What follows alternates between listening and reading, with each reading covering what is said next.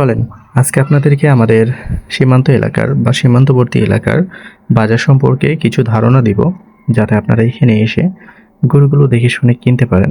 এবং আমাদের এখানকার মানুষগুলো খুবই সাদাসিধা মানুষ, তবে ব্যবসার ক্ষেত্রে সাদাসিধা হবে না, এটা মাথায় রাখতে হবে। এই নাম্বারটি দেখছেন, এর সাথে চাইলে আপনারা যোগাযোগ করতে পারেন গরুগুলো কেনার জন্য, বা বিভিন্ন সীমান্ত এলাকার আউটডোর বিভিন্ন গ্রাম চরাঞ্চল থেকে গরুগুলো দেখে শুনে কিনতে পারেন এর মাধ্যমে বা বাজার থেকে।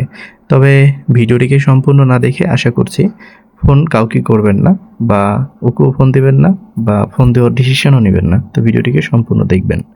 আসসালামু আলাইকুম, কেমন আছেন আমার সকল প্রিয় ভাই ও আমার সকল কলিজার টুকরের বন্ধুরা? আশা করছি আপনারা সকলেই ভালো আছেন। আলহামদুলিল্লাহ, আমরাও ভালো আছি আপনাদের দোয়ায় এবং ভালোবাসায়। যে কারণে আপনাদেরকে আমরা নিয়ে চলে আসছি আমাদের চাঁপাইনবাবগঞ্জ জেলার আমাদের শিখগঞ্জ উপজেলার খুবই জনপ্রিয় একটি বাজার, যে বাজারটির নাম তরতিপুর বাজার। মূলত যে গরুগুলো দেখছেন এগুলো জাতে আবাল গরু এবং দেশি আবাল। এছাড়া এখানে অসংখ্য গরু কিন্তু বাজারজাত হচ্ছে, ক্রেতা শূন্য একটি বাজার। আর গরুগুলো দেখেন জাস্ট ধরেই আছে বা সাজানোই আছে, কিন্তু এই সাজানো গরুগুলো কিন্তু বেচা কিনা হচ্ছে না, কারণ ক্রেতা এখনও অনেক কম। তবে এলাকার যারা মানুষ রয়েছে, গত বছর গরুর যে বিষয়টা ছিল সেটা অনেক বাজে ছিল। সেই বিষয় নিয়ে না হয় নাই কথা বললাম, পাস্ট ইজ পাস্ট। সেটা চলে গেছে, যে কারণে এবার ক্রেতা কম। ক্রেতা এই জন্যই কম, গত বছর গরুর দামটা মোটামুটিভাবেই কিন্তু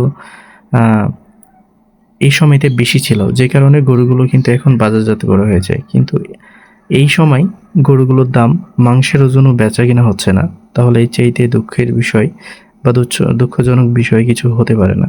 যারা বিশেষ করে একটু অল্প থেকে স্বল্প দামে গরু চাচ্ছেন, তাদের জন্য আমাদের চাঁপাইনবাবগঞ্জ জেলার শিবগঞ্জ উপজেলা তত্ত্বপুর বাজারটি আমি মনে করি যে ওয়ান অফ দ্য বেস্ট একটি বাজার।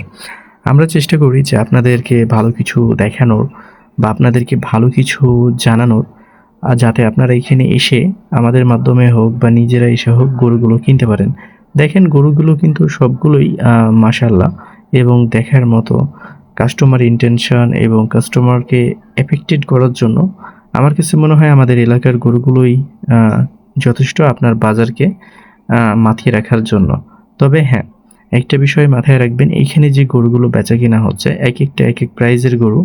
এখন এই গরুগুলোর বাইরে কিন্তু কোনো গরু নাই। এই গরুগুলোর বাইরে যদি গরু কিনতে আসতে চাচ্ছেন বা এর চাইতে ভালো কিছু চাচ্ছেন, আমি মনে করি যে আপনার এখানে না আসাটাই বেটার হবে।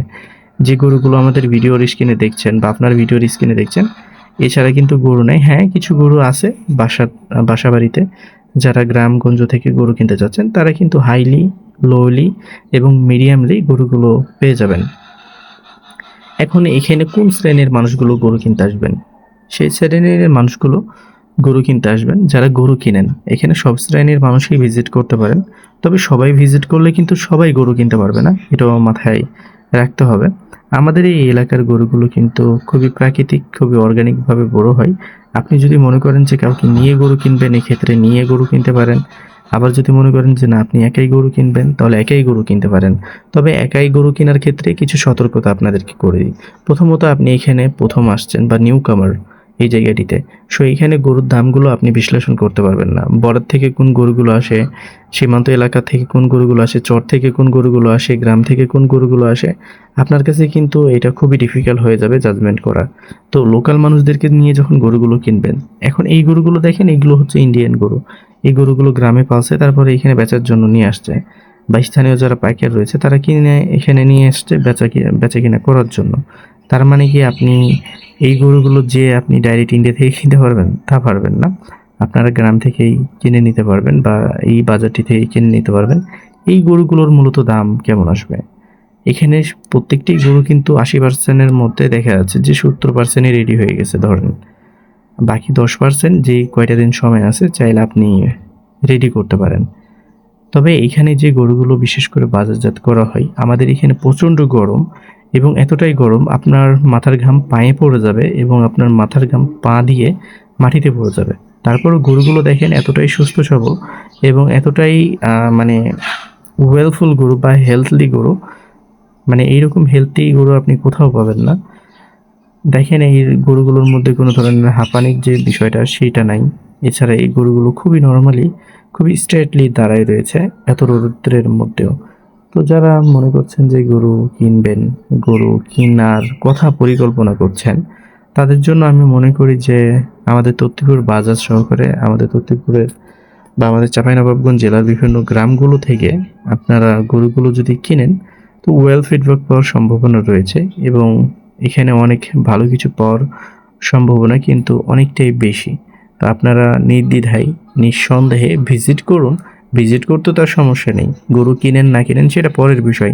আপনি একটা জায়গাতে ব্যবসা করতে গেলে তো সেই জায়গাটাকে আগে জাজমেন্ট করতে হবে, বিশ্লেষণ করতে হবে, ভেরিফাইড করতে হবে, ঘুরতে হবে, জানতে হবে, বুঝতে হবে, তারপরে না ব্যবসা শুরু করতে পারবেন।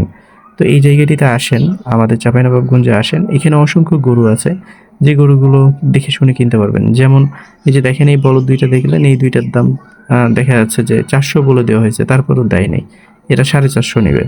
তো এক একটা গরুর দাম এক এক রকম হবে।